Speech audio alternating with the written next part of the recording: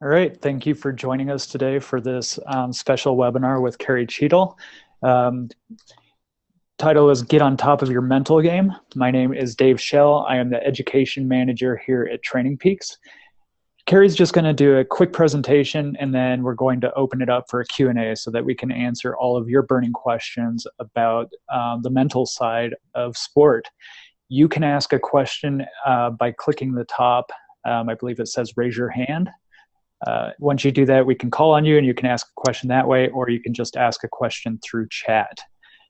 If you happen to show up late or if you happen to leave early, we are recording this, so we will send this out afterwards, a link to the video, so you can always go back and review it, so don't worry about that. Just a quick introduction for Carrie. Carrie, as I mentioned, is a mental skills expert and a certified consultant through the Association for Applied Sport Psychology. Carrie works with athletes at every level from recreational to professional, and she is also the author of the book On Top of Your Game, Mental Skills to Maximize Your Athletic Performance. Carrie has been interviewed as an expert resource for articles appearing in Runner's World, Velo News, Outside Magazine, just to name a few, and she's been a regular featured author on the Training Peaks blog as well. With that, I'm going to hand it over to Carrie. Awesome. Thanks, Dave. Welcome, everyone. I'm super excited to be here. Anytime I get invited to do a webinar for Training Peaks, I totally jump on the chance. You're my favorite people to do webinars for. So I was really excited to see everyone that registered and all of your questions that came in. And I thought, maybe I do just a little bit of just a little presentation in the moment that goes over 5 of the biggest mental challenges I see athletes encounter. So after, kind of studying human behavior for many, many years and working with athletes specifically for the past 15 years, I can share with you, sort of collectively some of the things that I see that really, the things that make athletes tick and the ways that athletes tend to hold themselves back from performing to their potential. So I'm going to share a little bit about, just go through that really quickly to kind of get your ideas flowing too, and then we'll get to all of your burning questions. That was one of the things Dave and I talked about, is like, how great would it be to just be able to have a webinar that's more like, tell me, what are your biggest questions about this whole mental training piece?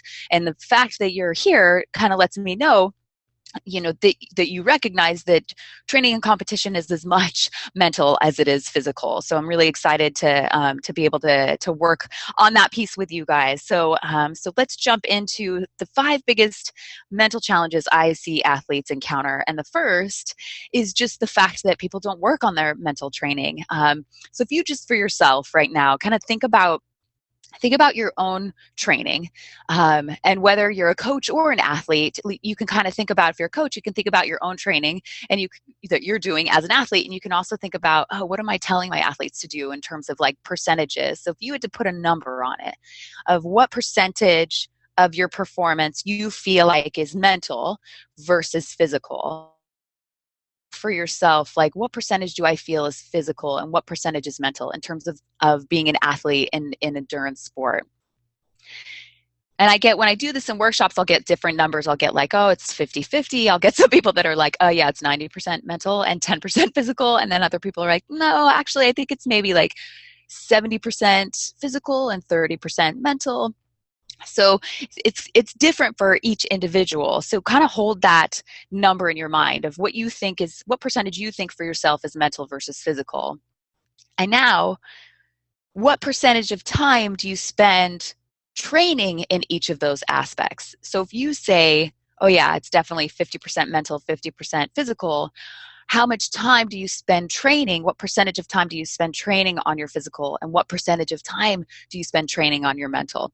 Right? So even if you say it's 70-30, 70% physical, 30% is significant. So if you're spending 0 time or maybe 5% of the time deliberately working on your mental training, there's 25% there that you're kind of leaving up to chance. So not actually working on your mental training is one of the kind of the biggest sort of mental challenges that I see, is not actually dedicating time to being deliberate about working on that part of your performance. You spend hundreds of hours training for your events or coaching your athletes for their events. You spend, thousands of dollars on the best coaching, the best equipment, on your race fees, only to show up to race day leaving a significant aspect of your performance up to chance if you're not working on that mental piece. So that's the biggest challenge, is just like not spending time on it, and how can you figure out how to add that into your training plan. The next challenge I see is this idea of, so I talk about in my book, On Top of Your Game, I talk about this idea of we all have a little monster on one shoulder and we all have a little athlete on the other shoulder, and whichever one you feed is the one that's going to get stronger. And so how do we, we don't want to starve the monster necessarily. Like, the monster plays an important role, but how do we maybe put that monster on a healthier diet and start feeding the athlete a little bit more? And so I love, this is one of my favorite stories of all time, is this man here, George Danzig. And George, he's no longer with us. I believe he died several years ago now, but George here in, let's see, about 1930, it was, I think 1939, it was the late 1930s. He was actually a doctoral student at UC Berkeley. And one morning he was rushing out the door and ended up he was running late, and he had to rush into the classroom where he was going into his statistics class. And he was all kind of discombobulated, and it's one of those big, kind of auditorium type classrooms, and he goes and he finds a seat, and he gets settled, and he's upset with himself because he's late, but then he kind of sits down and he sees that there's 2 math problems on the board, and he's like, oh, okay. So he writes those down, and then he settles in and listens to the lecture. So then he leaves class, and a couple weeks later, he goes and shows up at his professor's office, and he goes to talk to his professor and says, I'm really sorry this is late. It was a little bit harder than I thought it was going to be, but I still wanted to turn it in. This is my homework. And his professor was kind of busy, and he's like, okay, yeah, whatever, just throw it on the desk. And George was looking at this guy's desk, and it's all messy, and there's papers everywhere, and he's like, yeah, I worked kind of hard on this. I don't want to just leave it on your desk. And he's like, okay, whatever. So he leaves it on the desk, and he leaves the office, and he goes about the next few weeks of school. And 6 weeks later, at 8 a.m, George hears a knock on his door, and he lived in a 2-story place, and he runs down the stairs, and he's like, who would possibly be at my door this early? And he opens the door, and his professor's standing there. And he's like, Professor, what are you doing? And he's like, oh, yeah, I need you to sign this. And he's like, what are you talking about? He's like, I need you to sign this because I want to publish your work.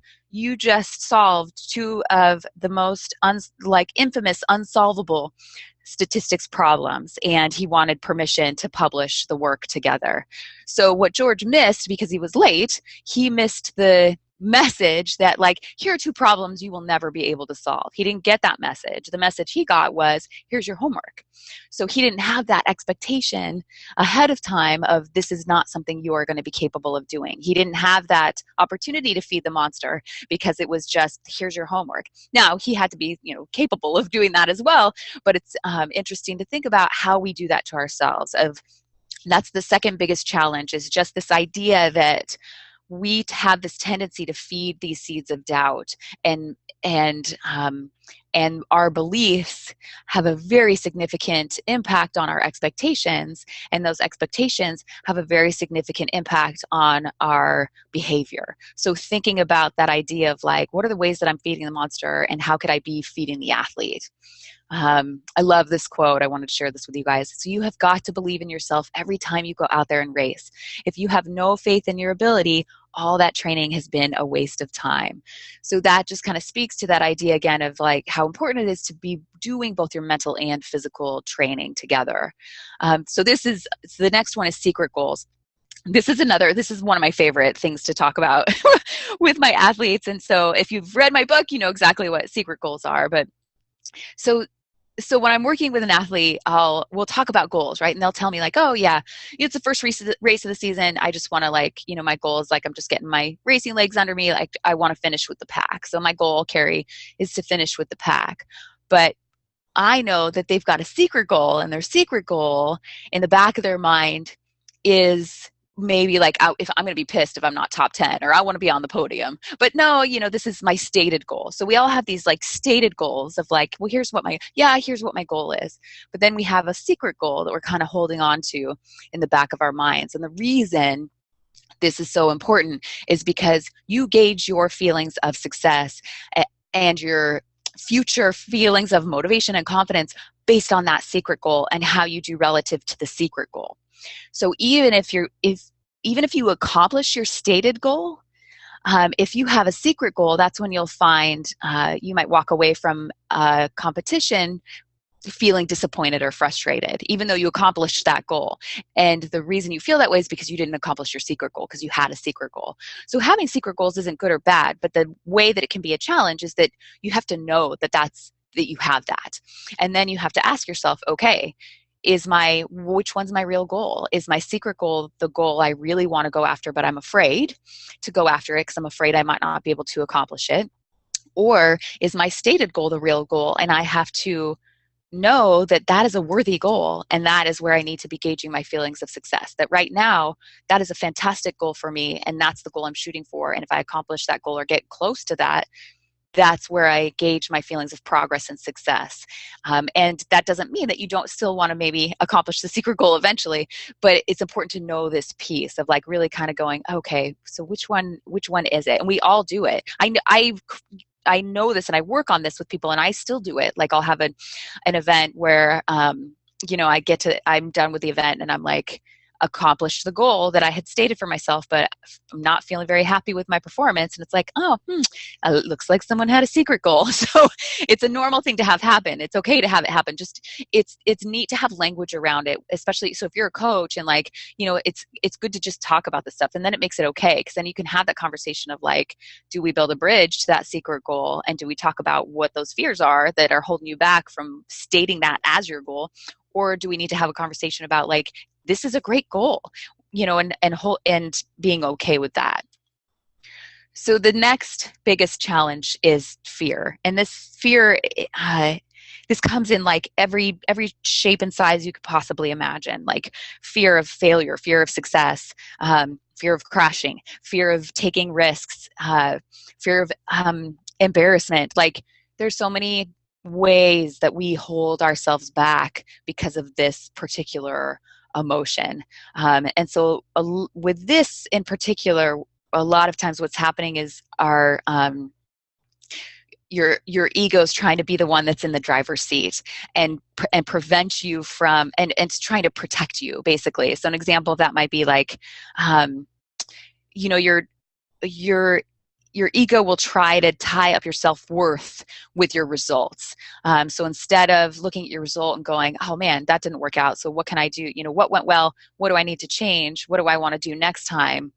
It tries to tie in your self-worth with that result instead. And that's where you'll find sometimes, if you ever experience like feeling like maybe sometimes you sabotage yourself before a race, or maybe you don't do all of the training that you could have done, or maybe the night before you do some things so that you might have an excuse for why you didn't do well. And we're not necessarily doing these things deliberately or like consciously. It's just sometimes we do those things as like a protective mechanism, because then it's like, oh, well, I probably shouldn't have stayed up as late, or well, I probably should have, I missed, I probably should have got that training in at that point, so we have something, because it feels very vulnerable to do everything, to cross every T and dot every I and put yourself out there. And what if I do that and I still don't accomplish what I set out to do? It feels very vulnerable to do that. So making, kind of recognizing like, oh, it's like, we have shut up legs for, running and cycling. It's like, shut up ego. Like you're not in the driver's seat. I see what you're trying to do. Like, but that's not in my best interest. So I see this one in particular, this idea of fear, and fear of taking risks, because taking that risk might mean it has an impact on the outcome of the event. I see athletes go through their entire career, and every level, right, recreational to my elite and professional athletes. I see people go through their entire career never seeing what their actual potential is because of this, because of that fear of, well, what if I do this and it all blows up? So letting go of that, like, finding ways to kind of poke holes in those theories and letting go of some of that fear, which kind of comes back to, are you right now in this moment, are you feeding the monster? Or are you feeding the athlete? And the last one, and then we'll get to your burning questions, because I know you guys had such like amazing questions in there. That the last one that I see that's a big challenge is around support and getting support or not getting support.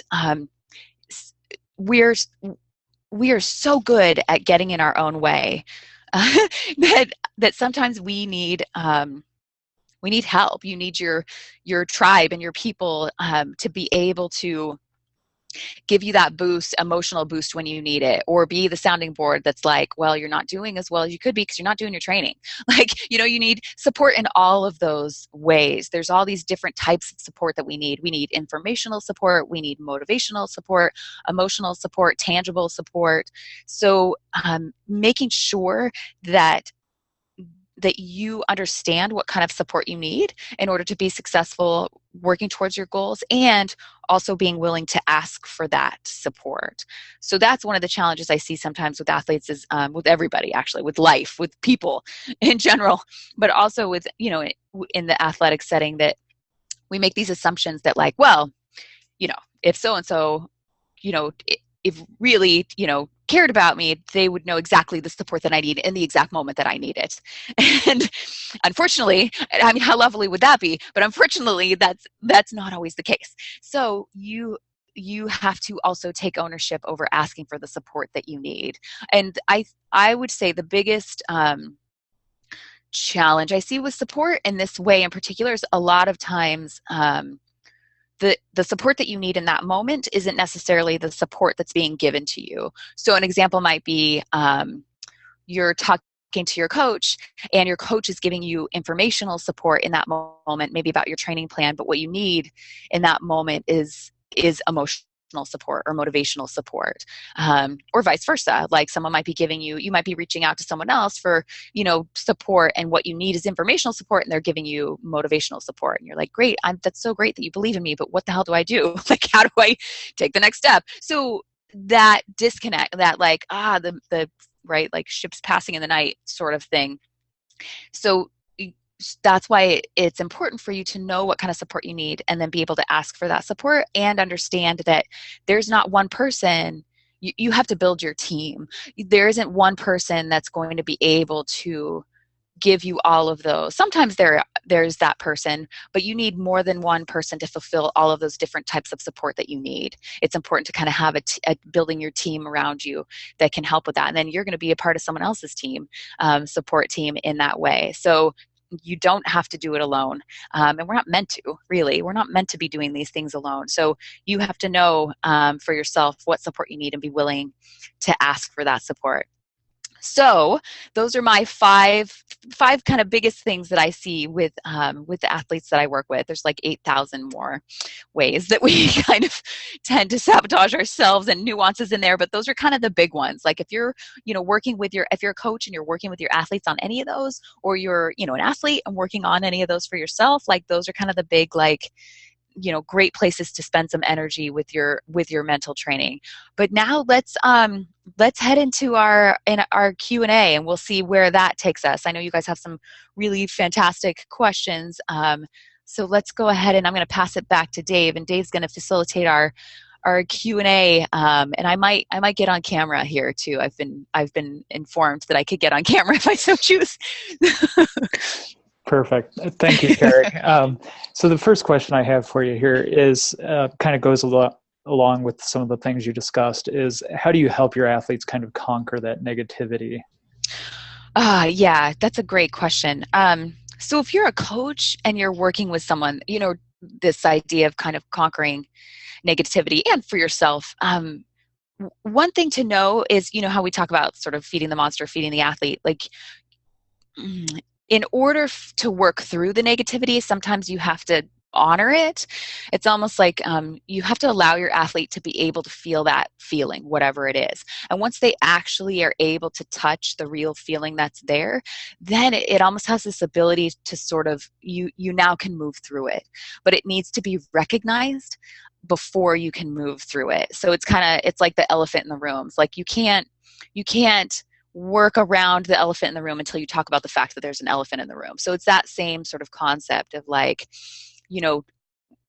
sometimes. And then the other piece to know as a coach with your athletes is There are some people that that's their way of managing their feelings of anxiety is that they have a tendency to see that those negative things. And when you don't operate that way, and that's not how you manage your own anxiety, sometimes it's really difficult when those two different dynamics are working together. So knowing that as well, that it's not just like, although you will get an athlete every once in a while that's like, oh my goodness, this person is like seeing only the negative, and that will happen, and there might be different dynamics happening there. But to know too, like sometimes that's just their way of like they have to kind of speak to that and then move through it. So then it's the moving through it part, you can help with that idea of like it's fun to have language around it. So you can use the language of like, are you feeding the monster and feeding the athlete, or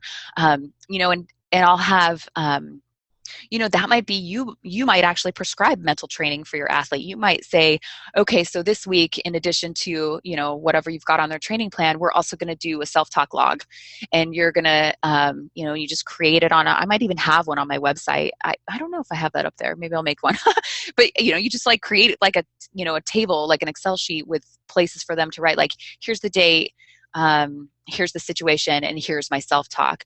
And it can be really powerful for people to see that written down, and then they can see what their patterns are. And once they see it, then they can also start to change it.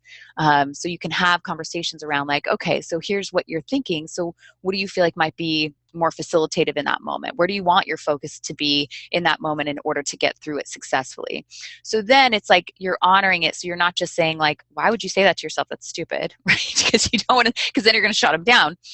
You got to kind of honor that process. And like, for whatever reason they are saying that, and that's not good or bad, like that's just what's happening. And is that still working for you? And if it's not, let's talk about what you can do that might work better. So instead of, sometimes that helps with athletes too. Instead of just talking about it in these terms of like, why aren't you more positive? Or why are you, just think positive, that it's more like, what is this facilitative or debilitative to your performance in this moment? And let's question that. Like, let's have a conversation about that. And that can help them move through to something more positive versus this idea of like, some people love it, the idea of positive self-talk, but sometimes I will have some people that are a little bit turned off by that idea or their concept of their perception of it once they realize what it really is. And the fact that your thoughts create your reality, then you start to really think about like, well, what reality am I creating? And you get good at what you practice. So that's another thing to do too, like bringing this into your, bring this into your training with your athlete of like deliberately, so you're going to go out and do your intervals, and paired with that, you're also going to test out this, mantra during your intervals or whatever it is, so that, because you get good at what you practice. So if every time you're about to come to a climb and in your head you're dreading it, well, you're getting really good at that skill of dreading your climb every time. So your thoughts create your reality. You're not, maybe you don't love it, although I have had some of my clients do that, say the exact opposite, because it provides levity in that moment. Like, oh my God, I'm so stoked this is the climb. I wish the entire race was climbs. This is really exciting. So, and it just provides levity in that moment. But just that idea of like, you get good at what you practice, so start bringing that into your training with your athletes and with yourself. Fantastic. That's great. Thank you. Here we've got another question. Do you have any tips as far as setting new goals after coming back from an injury, which has kept you out of sport for a long time? Yeah. Right now, motivation is super low and just kind of lost confidence. Okay. Yeah. That's a great question, and a really big challenge for injured athletes. It's one of the most important things you can do, is this idea of adjusting goals. One of the most important things you can do, and sometimes the hardest thing to do in that situation. So you really have to kind of pull yourself back and think about where am I right now, and where do I want to be tomorrow? So what's hard when you're in that situation where you have to change your goals. You have to readjust your goals because you're coming back from injury. Again, it sort of comes back to that idea of like, where am I gauging my success? And am I gauging my feelings of competence and confidence and success on where I would have been in this moment if I wasn't injured? Or am I gauging those feelings of confidence and success on where I am right now relative to where I was yesterday? So you really have to, one of the ways to look at it is to think about, you know, this doesn't always help in the moment.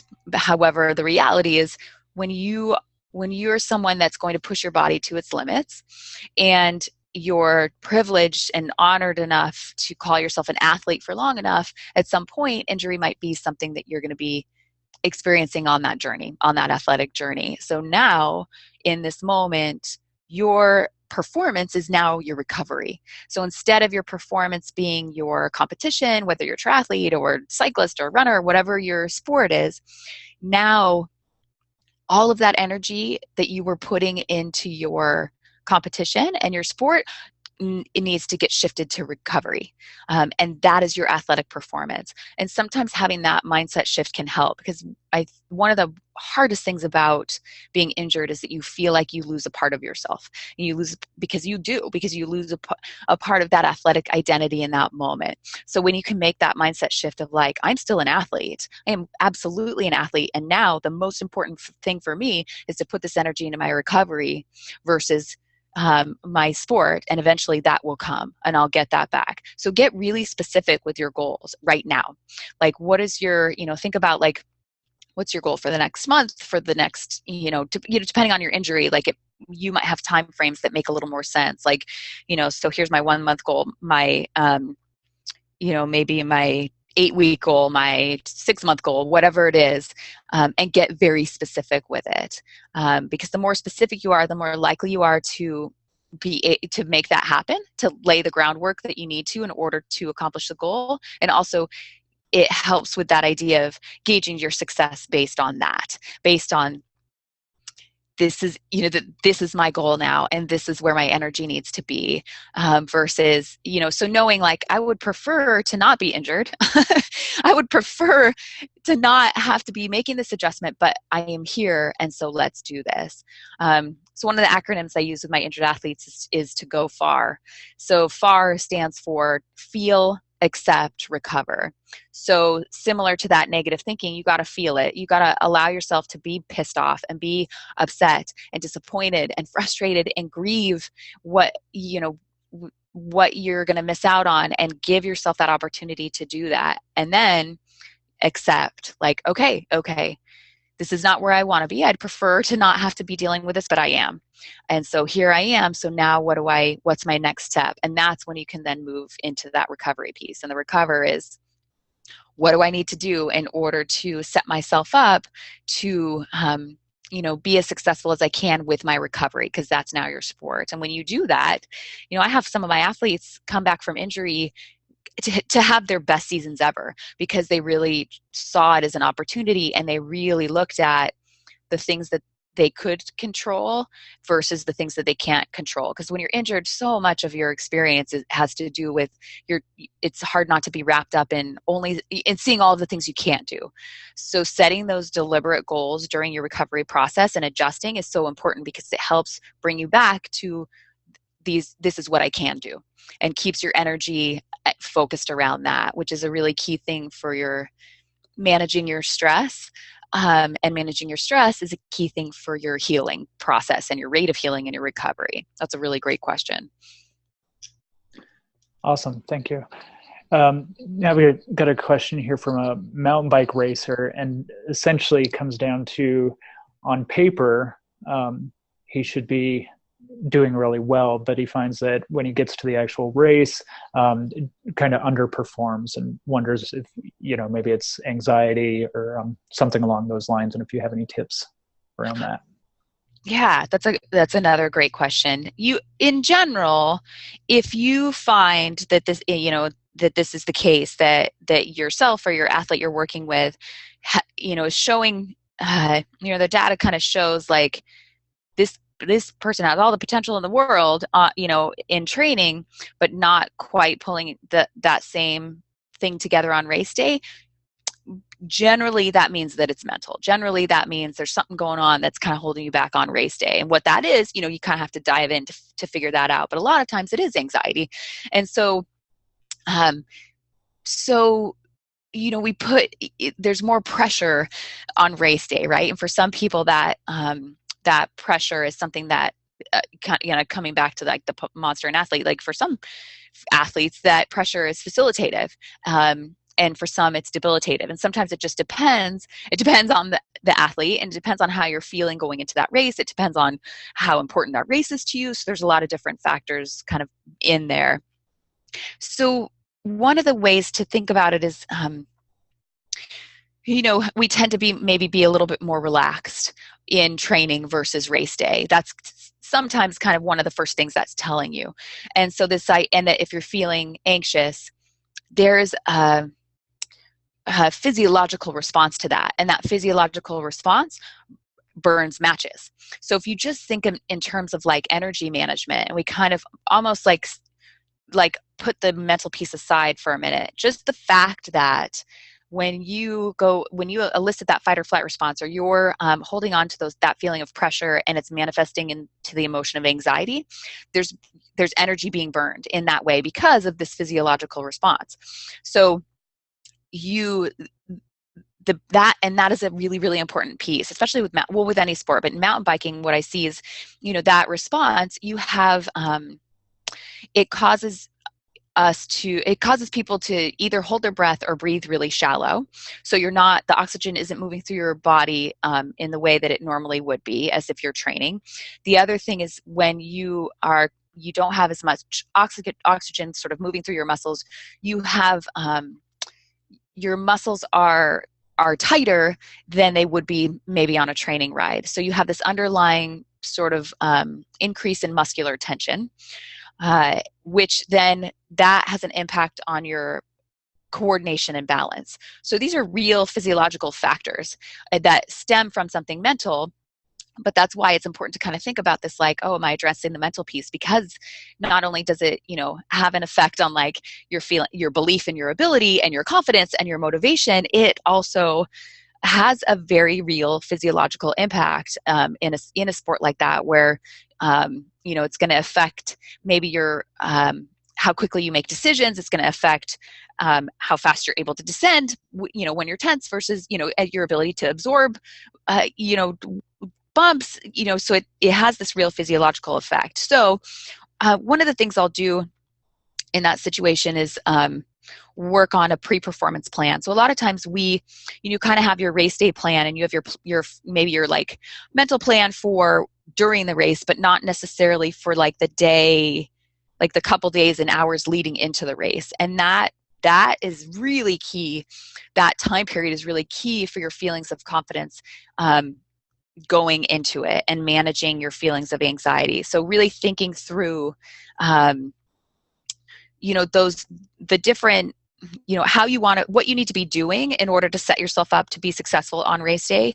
And then also, ideally, how you want to be feeling and what you need to be thinking in order to achieve that. So really being very deliberate about your pre-performance plan and your routine going in, and really honing that in so that you have something that helps you feel that, get your body and mind into the same state that it is when, so you achieve that same emotional sort of state and feeling that you feel when you're training, so that you can get that. So yeah, it's I would say that's one big tip, is being deliberate with your pre-performance plan. The other one is just I'll have my cyclists do this a lot, is to have different time increments during your race where you're doing like a quick body scan. It's not even a body scan. It's like the mantra for you during this time is relax my hands, relax my face, and breathe. So when you do that, if you even do it right now, wherever you're sitting in front of your computer, you just do that right now. Like, okay, relax my hands, relax my face, and breathe. It has a trickle down effect where usually people do that and sometimes the next thing they notice is like, oh, their shoulders drop. For other people, they feel like an immediate relaxation in their whole body, just as very subtle, but like, oh, okay, I'm okay. So you're basically giving your brain the message like, it's cool, it's cool, I got this. And you don't realize how much tension you might in your knuckles, right? If you're white knuckling it, but in your face, you have so much tension you're carrying in your face and your hands that if you relax those two things, that act alone, that physiological act, or a physical act sends a message to your brain, oh, it's okay, we're okay. Because that's part of that loop. There's this feedback loop between your brain and your body. So your brain might be like, oh man, I don't know if I can do this. And that sends a message to your body and your body gets tense. Also, when your body is tense, that sends a message back to your brain. So if you just relax your hands and face, that sends a message to your brain of like, oh, it's cool, we're cool, it's okay, we got this. So doing that quick, like relax your hands, relax your face and breathe, can help you relax on the bike a little bit. And you'll notice the more you practice that, you'll notice the impact descending immediately. It's like suddenly you're a different person on that bike because now you just kind of settle in and relax. So yeah, I would say that's certainly a I would say that's probably what's going on. If you're finding like, man, I can perform in training, but I get to race day and it's not quite there, that you're probably in a heightened state that's not optimal for your performance on race day. Cool, thank you. Next one I have here is, you were talking about athletes having secret goals. So how do you talk to an athlete with an unrealistic goal without bursting their bubble? Oh, that's a really great question. Yeah, that's a great question. And that's hard sometimes. And that, having the language around the secret goals sometimes helps because it makes it okay. It's like a sort of, it almost creates like a safe place to be able to do that. It's not, I mean, one of the ways to handle that kind of situation is to really be able to sit down and have a conversation about it versus like, well, that's unrealistic. That's not, because you don't want to, you're right. Like it's great that you're cognizant of that. I love this question. And just like the fact that you're sort of cognizant of like, I don't want to burst their bubble. I don't want this to, that you're sort of holding the emotional piece for them, which is wonderful.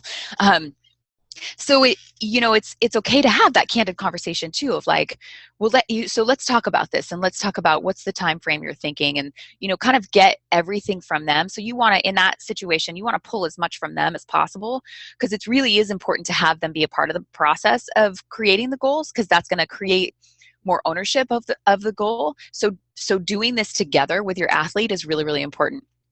So, pulling more of that out. And sometimes as you do that and as you have that conversation, sometimes they'll be able to get to that point where they start to realize like, okay, well, maybe the time frame isn't quite maybe I need to think about that. The other piece with unrealistic goals, depending on how unrealistic it is, because that's, that there might be other things going on in that situation as well. Depending on how unrealistic it is, we might start to go on that path and we talk about that part of creating goals is having check-ins and adjusting those goals. So maybe you start on that path and you go down a little bit and then you do, okay, it's time to do our goal check-in. Let's talk about like what's going well, what's not working, where are we at, where are the actual numbers, and then go, okay, so do we need to adjust our goal? And as the coach, then you can be like, here's some of the things I'm seeing. What do you think about that? So make sure it's sort of a collaborative process because if you can get them to kind of understand like, okay, maybe this wasn't, maybe I want this goal and it's important to me, but maybe I need to think through more, what are the steps to get to that? And getting that from them can help with that idea of like not bursting their bubble, but being able to be realistic with it. Sometimes if I have if there's an athlete that like has a really big unrealistic goal, that's where it's possible, that goal has been thrown out there and this isn't something they would necessarily be conscious of at all, but it's sort of another way that we protect our ego. Because if you put something out there that's like, well, that was a big goal and I probably, I probably should have known I couldn't quite do that. It's almost a way, it's almost like a way to protect that, to protect your ego in that way. So I don't see that as often. But that is sometimes what's happening if it's a really significant unrealistic goal, or you have someone that's just like engaging in total magical thinking, which is pretty, I think I could say with the thousands, hundreds, thousands of athletes I've worked with, I only had one that was like a really like super magical thinking goal. And I think in our conversations, he quickly realized that and no longer wanted to work with me because I wouldn't engage in his magical thinking. So, but getting them to kind of come to that realization would be, a really powerful way to be able to do that, of getting them to kind of get to that place. Or just and it's okay for you to say that too, like, I love that this is your goal, and I think, but here are some of the things that are on my mind right now in terms of this. What do you think? So it's really important in that situation to think about the language that you use, because you want to, and it sounds silly, and I know I know some people are like, oh my God, do I really have to think of that like deeply about how I'm phrasing this? And the answer is yes, definitively yes, because the language you choose to use around this with how you communicate with your athlete is either going to open them up to this conversation or shut them down completely, because of their defense mechanisms. And that's not, it's not because they're a bad person or they don't want to listen to you. That's how they're wired at this moment in time, and it's a protective mechanism. So if you come straight in with like, well, that's ridiculous, that's not a realistic goal, let's think of another goal, they'd be like, zoop, shut down, I'm not talking to you anymore about that. But if you like elicit this conversation around it of like, okay, so here, so tell me, get it, pulling that information from them and say, okay, so now I have all this information, here's a couple of thoughts that I have in my mind, what do you think about that? Totally different than like, okay, now that I know what you're thinking, I can see that that's totally unrealistic, let's do something else entirely. Like, a huge difference in that conversation depending on how you go about it. Great, thank you. I think we have time for maybe two more questions here. This one I saw popped up several times in the registration questionnaire is, how do you essentially quiet your mind before a performance? Or do you have any tips on, like you talked about the pre-performance plan, about quieting your mind right before a performance? That's a great question. So sometimes if you have a beautifully active mind and you tend to kind of be an analyzer and be up in your head a lot, this idea of quieting your mind can look a couple different ways. So one, if you were to actually work on the skill of meditation and be very deliberate about bringing that into your training, or if that's a skill you already have, that might be something that you're able to do where you actually are able to, in that moment, sort of quiet your mind. That's not always, that's one way it can look. It can also this idea of quieting your mind can also look like, because there's a lot of energy on race day. It can look more like being deliberate about giving yourself a specific place to focus and a specific thing to think. So the way our brains process information, it's like you really only have the capacity to like process one piece of information, and then maybe you can bring in another piece, but then your brain's kind of going back and forth between those two things. So the idea with this is you need to fill up your information processing with what you want to be focusing on, so it doesn't have room to process anything else. So that's another way to quiet your mind. So that's one of the things I'm working on with athletes, is being very specific about where does your, kind of identifying that moment that you're talking about, of what is the moment in which you want to quiet your mind, getting very specific with when that moment is, and then thinking about, okay, where does my focus need to be in that moment in order to get through that moment successfully? And then sort of identifying that. And then it's, okay, what do I need to be thinking in order to get my focus there? And that, depending on the person, might be a little bit different. So for sometimes people line up for a race, and the thing that helps them in that moment feel calm is actually engaging with other people, is actually talking to other people. And then someone next to them might be like, that is not working for me. I need to not be talking to anyone because that's too much stimulus. So you kind of have to figure out for yourself what where you need your focus to be in that moment, and then what you need to do in order to get it there. So a lot of this is about kind of emotional management and figuring out what is my optimal emotional state in that moment, and how can I help myself get it there. So for some people, quieting the mind might look like, um, you know, thinking through how you want to take your first 2 turns if you're a cyclist, and just kind of visualizing that for yourself. Or quieting your mind might be singing to yourself your favorite song that, like, if I think about the song, there's no not dancing when I hear this song, so like thinking about a song that just kind of gets you like feeling good and in the mood to like, yeah, how lucky am I that today I get to get out here and race. For some people, quieting the mind is actually thinking about something they're grateful for in that moment. I've been playing around with that one a lot lately with some of my athletes, to like, because you get so wrapped up in like freaking out about your race, to kind of look up and go, wow, how lucky am I to be here right now, and sort of actually take things in. Because I have some people, they'll go, and you might have experienced this, you go through a whole race and you're like, I don't even remember the race, I don't think I looked up once. So like helping you stay, like bring yourself into the present moment by doing that. Or it might be just whatever your mantra is, that's your personal sort of mantra of like, I trust my training, I'm ready to do this. And maybe you just repeat that to yourself, and breathe. So you want to, quieting the mind has to do with both like the physiological piece and the mental piece. So you're kind of quieting the mind in order to help relax the body, and then you're trying to quiet the body to relax the mind. So the other piece of that is make sure you're breathing.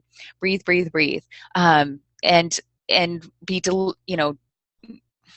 one tip on that, so that's a skill in and of itself, diaphragmatic breathing, that you can work on, because we have that tendency to just breathe shallowly. So that's a skill that you can work on. But one tip, to help in that moment, is to just see if you can get your breath, your exhale, to be just a beat longer than your inhale, because that's what really helps slow the heart rate down and helps slow things down, is if your exhale can be just a little bit longer than your inhale. Because a lot of times you're like, oh, just breathe, and you like suck in this big deep breath, and that's not actually the thing that you need to slow things down. It's the longer exhale. So that's a good tip, sort of pre-race tip there. Great, thank you. Last question here. So the question is, just tips on keeping things fresh throughout the season. And I guess I would add to that is kind of, what are your thoughts on taking a mental break, maybe mid-season? Oh, I love that idea. I think it's a great idea. Yeah. So sometimes when I'm working with athletes, like, and they're taking a break, a physical break, I'll say, we're taking a break too, because it's really important to have those mental breaks. Like your brain, is working just as hard as your body, and it needs downtime. Like it needs that downtime to kind of recuperate, just like your body does. So it's really important to think about that, and think about that idea of giving yourself a mental break. It's so important too to think about keeping things fresh throughout the season, and thinking about that before you hit burnout, right? So to be proactive about this idea instead of reactive, because a lot of us has that tendency to just be reactive, like, oh man, I'm burnt out, I better do something about it. No, like, let's back that up a little bit and be proactive about it. And so we like novelty, our brains like novelty, and it feels good, and it kind of like, fires things up in our brain. So anytime you can change things up a little bit is a great, that's a great way to keep things fresh, whether it's like a new training group, a new training partner, even if it's like run your same route backwards, like just your brain's going to take in information differently, just the act of running in the opposite direction, the loop from your house that you do. So even running on the other side of the street, like your brain is taking in different information. So doing something different. That's my current new mantra is do something different, because it kind of keeps that stuff fresh. Think about cross training. Talk to your coach about, I'm starting to feel burnout, or you might assess with your coach, like, I can step back and I have all this data and I can look at my training. And especially if you're adding in that mental piece with that too, with the training logs, I can see that for the last 4 years, every time at this point, I feel burnout at this specific point. So what can we do to alleviate that? So maybe you're working on that with your coach and you go, all right, this is the point where I need some cross training and I need to think about something else I can do so that we don't hit that like big fat plateau where suddenly I'm not doing any of my training because I'm losing my mind and I'm considering now quitting my sport. So we can back that up and alleviate some of that. And it is to like, I would say the other thing too, this idea of keeping things fresh throughout the season is also, I started this with the bike wheel, and you saw that I didn't really talk about that picture. So there's all these different spokes in your wheel, right? And in order for your wheel to be true, you need to have equal tension on all of those spokes. So if there's any wheel that's not, any spoke, right, that's not getting attention, that would create that tension, so to speak, you're going to have wheel wobble. So thinking about too, like making sure you're putting energy into all of the different parts of your life, whatever your buckets are. My friend calls it buckets. What are your buckets? So the buckets are like, here are the things that feed me, that are really important to me, and making sure that energy is being put into all of those. And that's not to say all at the same time, because I think that's a pretty big myth that we have, is that this idea of life balance and that everything in our life should be an exact balance in every moment of our day and every day. Like, doesn't really work like that. Sometimes, it's more like a teeter-totter, like, well, there's more energy needs to be put into this right now, but that means when I take that mental break and that physical break, I'm going to put some energy into, whatever it is, whatever else it is in your life that you are passionate about. So that's another kind of big piece with this idea of keeping things fresh throughout the season, is making sure you're feeding all of you're feeding, all those different buckets. You're putting equal tension on all of those spokes so that your wheel is true. Awesome. Thank you very much, Carrie. As always, a ton of good information there. And there were a few questions we didn't get to, but perhaps you could follow up with those in a follow-up blog post. Perhaps I will. Okay, I would love to. Okay, that'd be fantastic. So thank you. And then if you want to talk a little bit about the course that you created for us, that would be fantastic as well. Yeah. So this whole, it's funny, this whole Q&A thing came up sort of as a separate thing from the fact that we were just launching this mental toughness for injured athletes and how to regain confidence and get back to competition. So so I just got excited about like, I want to just like help people out with their specific questions. And that happened to coincide with the fact that we are just launching this program. And so this is one of my passions, working with injured athletes. And I think it's hugely, hugely neglected, this idea of the emotional recovery and building your confidence back up as you're going through your injury process. So, if you've ever been injured, or you've ever had an athlete that's been injured, that that sometimes your body's healed before your confidence is, so to speak. And so I created this program. I just saw that like there's not a lot of support out there for athletes on this in particular. And knowing that some of the athletes that I worked with came back to have their best seasons ever because they worked on that mental piece throughout this recovery. And so I created this online program that kind of takes athletes through, whether you're a coach and you might be working with an injured athlete, it gives you great information of like things that you can do with your athlete. Or if you're going through injury, it's a way to, here are the things to be focusing on right now in order to be resilient through this injury process. Here are some of the things you can do, right? Because so much of it's wrapped up in and the things I can't do, here are some of the things you can do. And Training Peaks is awesome. And they decided to put this code up, which is $50 off if you register before May 31st. And the code there is 50tough 2017. So it's funny, I'm conflicted, right? Like, of course I want them to sell this course because I believe in it. I wouldn't put anything out that I didn't believe in. I know this helps athletes. I know this helps my injured athletes. And at the same time, I hope you don't need it. Like, I hope you don't want to buy it because that means you're going through it, and I know how much that sucks. Like, and the reason I am passionate about it is because I've been through several injuries and I know how hard it is. And I also know that, I had a significant difference recovering from a major injury between the first time I had this knee injury and the second time. huge difference the second time because I was doing everything in this class. I mean, it was like, I went through that and I went, oh my gosh, I have to share this because this should not just be information that I am privy to because I am studying it. Like, all injured athletes need access to this because, man, what a difference between that first injury and that second injury. So I hope you don't need it, but if you do, there's $50 off for you if you want to buy the program. Yeah, thank you. And I'll, like I said, I'll follow up with an email to everyone that registered for this webinar. I'll include a link to the class in the unfortunate event that you do need it. But you can also have it as a reference down the line.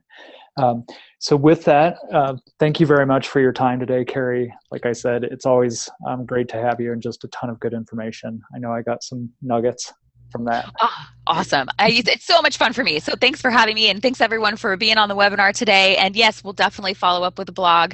I loved all of your questions, and it's always a pleasure to be here with Training Peaks.